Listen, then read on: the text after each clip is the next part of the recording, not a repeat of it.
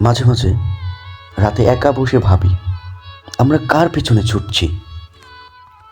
সকাল থেকে রাত পর্যন্ত গাধার মতো খাটছি। মাস শেষে কিছু টাকা পকেটে আসছে, কিন্তু দিন শেষে আয়নার সামনে দাঁড়িয়ে যখন নিজেকে দেখি, তখন সেই হাসিটা কোথায়? আমরা কি আসলেই বড় হচ্ছি, নাকি যান্ত্রিক এই শহরের ভিড়ে নিজেদের হারিয়ে ফেলছি? আজকাল আমাদের সফলতার মাপকাঠি হয়ে গেছে ফেসবুকের লাইক আর দামি স্মার্টফোন।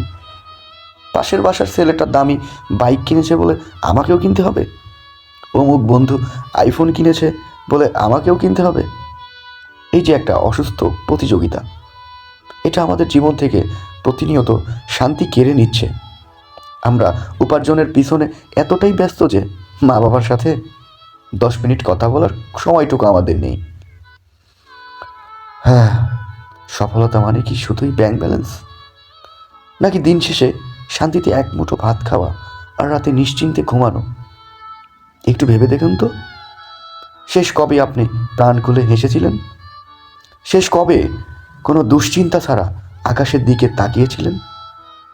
আমরা ক্যারিয়ার করতে করতে জীবনটাকেই হারিয়ে ফেলেছি। জীবনটা খুব ছোট, কারোর সাথে প্রতিযোগিতায় নাম নেমে নিজের মতো বাঁচতে শিখুন।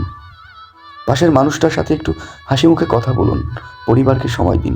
মনে রাখবেন, কবরে যাওয়ার সময় আপনার ব্যাংক ব্যালেন্স যাবে না, যাবে শুধু মানুষের দোয়া আর ভালোবাসা।